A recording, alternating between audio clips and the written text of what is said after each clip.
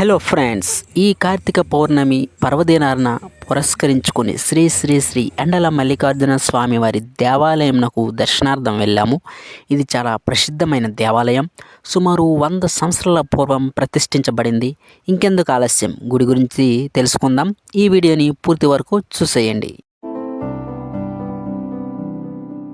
ఇది మన పార్వతీపురం జిల్లా బామిని మండలంలోని పెద్దదెమిలి గ్రామంలో స్వయంభుగా వెలిసిన దేవాలయం. ఇది ప్రధాన రహదారికి కుడివైపునే ఉంటుంది.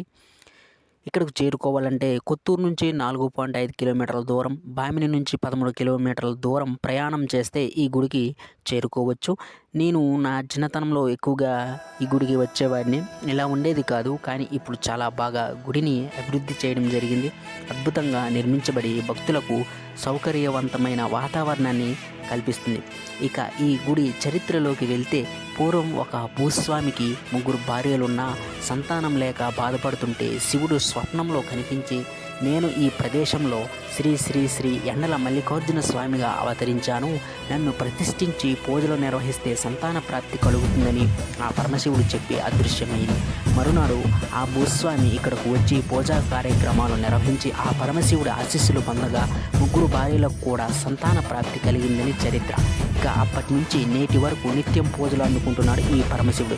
ఈ విషయం ఇక్కడే ఉండే పూజారి గారిని అడిగి తెలుసుకున్నాను. ఇక్కడ ప్రతి ఏటా మహాశివరాత్రికి 9 రోజులు ఘనంగా పూజలు చేస్తూ జాతర నిర్వహిస్తుంటారు. ఇప్పుడైతే అంతగా భక్తులు రాలేదు, కానీ ప్రతి సోమవారం నాడు ఈ చుట్టుపక్కల ప్రజలు తరలి వస్తుంటారు. పైగా ఈ కార్తీక మాసంలో భక్తులు తండోపతండాలుగా వస్తుంటారు. మీరు ఏ గుడికి వెళ్ళినా పూజలు చేసినట్లు కాకుండా ఈ గుడికి ఉండే ప్రత్యేకత, తామే స్వయముగా ఆ భగవంతునికి మనస్ఫూర్తిగా మనసారా పూజలు చేసుకోగలడం అనేది ఇంకే గుడికి వెళ్ళినా లభించదు. అంతటి మహాభాగ్యం ఈ గుడికి వస్తేనే లభిస్తుంది. ఈ గుడి సింహద్వారం ఎడమవైపున ఆంజనేయుని గుడి ఉంటుంది, మరియు విఘ్నేశ్వరుని గుడి కూడా ఉంటుంది. పూజానంతరం తులసి పూజ కూడా చేసుకునేలా తులసి పీన నిర్మించబడి ఉంది. చూసారు కదా, చాలా బాగుంది కదా. ఈ వీడియో మీకు నచ్చిందని అనుకుంటున్నా. దయచేసి లైక్ చేసి ఎలా ఉందో కామెంట్ చేయండి. హర హర మహాదేవ శంభో శంకర. ఓం నమ శివాయ.